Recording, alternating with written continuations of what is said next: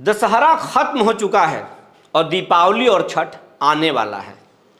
और छठ ही एक ऐसा त्यौहार है जब भारत के कोने कोने में रहने वाले बिहारी ट्रेन पकड़कर, फ्लाइट पकड़कर बिहार आते हैं और यहाँ पर बिहारियों की जो है तादाद बढ़ जाती है। हर कोई छठ में बिहार आता है और इसी वक्त को नीतीश कुमार भूमि सर्वे में भुनाना चाहते हैं और भूमि सर्वे की गति को तेज करना चाहते हैं। वो एक बड़ा फैसला लेने जा रहे हैं। ये खबर हम आपको पूरी विस्तार से बताएंगे। तब तक नमस्कार, मैं हूं विपुल कुमार और आप देख रहे हैं सूर्य बिहार डिजिटल न्यूज। अब हम बिहार भर के किसानों से, बिहार भर के दर्शकों से जो हमारी खबर को बिहार ही नहीं बल्कि बिहार के बाहर देश के कोने कोने में रहने वाले या दुनिया के कई देशों में हमारे चैनल को देखते हैं बिहार के रहने वाले लोग, उन तमाम दर्शकों से मेरा विनम्र अपील है कि अगर अब तक हमारे चैनल को आपने सब्सक्राइब नहीं किया है यूट्यूब चैनल पर और फेसबुक पे अगर फॉलो नहीं किया है तो तत्काल जो है यूट्यूब चैनल पर हमारे चैनल को सब्सक्राइब कर लें, बेल आइकन को दबा लें, क्योंकि आपके सहयोग से ही ये चैनल बड़ा होगा और चैनल को बड़ा होने का मतलब है आपका ताकत बड़ा होना। अब हम मुद्दे पर आते हैं। छठ में बिहारी जो है देश के कोने कोने से अपने घर बिहार आते हैं और यहाँ पर छठ व्रत करते हैं।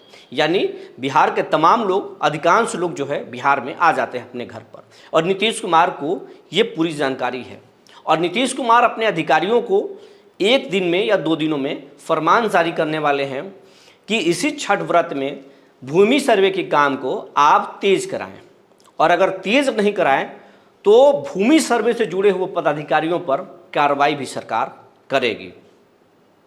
सूत्रों के अनुसार नीतीश कुमार अपने मंत्री दिलीप जायसवाल से चर्चा की है। इसके साथ साथ अपने कोर टीम में रहने वाले अधिकारियों से उन्होंने चर्चा की है और ख़ास करके एक बिहार के चर्चित आईएएस के पाठक को भी उन्होंने संदेश भिजवा दिया है। पाठक जी, आप मेन लीड रोल में आइए और भूमि सर्वे में जो धीमी गति है उस गति को आप तेज कीजिए, क्योंकि भूमि सर्वे समय पर ख़त्म होना चाहिए। और उन्होंने डेडलाइन तय कर दिया है कि 2025 तक बिहार का लैंड सर्वे पूरा हो जाए। लेकिन ये हो नहीं रहा है। जो चाल है भूमि सर्वे का वो थोड़ा धीमी हो गया है। कछुए की चाल से यह भूमि सर्वे चल रहा है। कारण है कि जैसे ही भूमि सर्वे 20 अगस्त से शुरू हुआ उसके बाद से बिहार के अलग अलग कोने में इसका विरोध प्रदर्शन शुरू हो गया।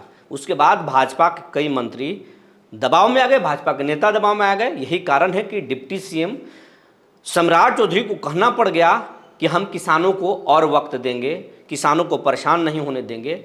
जब तक कागजात पूरा नहीं होगा तब तक हम सर्वे को आगे नहीं बढ़ाएंगे। इसके बाद में दिलीप जायसवाल का भी बयान आया और दिलीप जायसवाल ने कहा कि हम 3 महीने का समय किसानों को दे रहे हैं। 3 महीने तक भूमि सर्वे का काम नहीं चलेगा और किसान अपना कागजात दुरुस्त कर लें, उसके बाद में हम सर्वे करेंगे।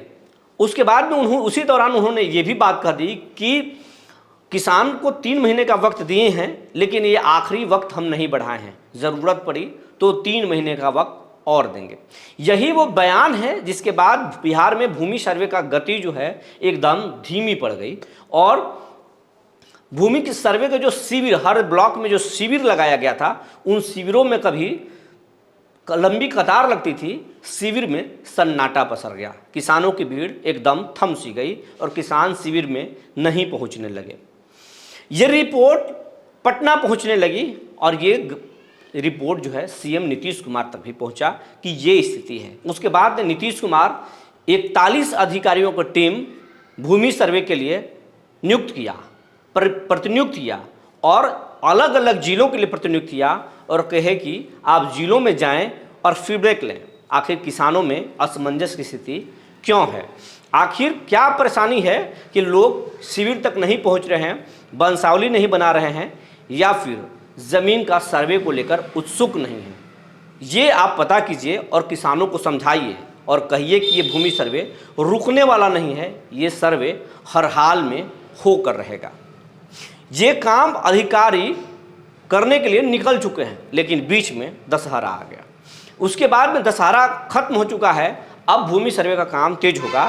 लेकिन जानकारी के अनुसार नीतीश कुमार ने छठ को भुनाना चाहते हैं और छठ को लेकर छठ से पहले कई आदेश नीतीश कुमार के या उनके विभाग के आला अधिकारियों के, भूमि सर्वे से जुड़े हुए अधिकारियों के फरमान जारी हो सकते हैं और किसानों में और ख़ास करके जो बंदोबस्त पदाधिकारी हैं जिले में या अंचल के जो सीओ हैं, इन तमाम को जोड़ करके काम को तेज़ी कराया जाएगा और इसमें जो भी लोग शिथिलता बरतेंगे, लापरवाही बरतेंगे, उन पर कड़ी से कड़ी कार्रवाई होगी और किसानों को एक समय दिया जाएगा कि इतने समय तक आप कागजात जमा कर दें।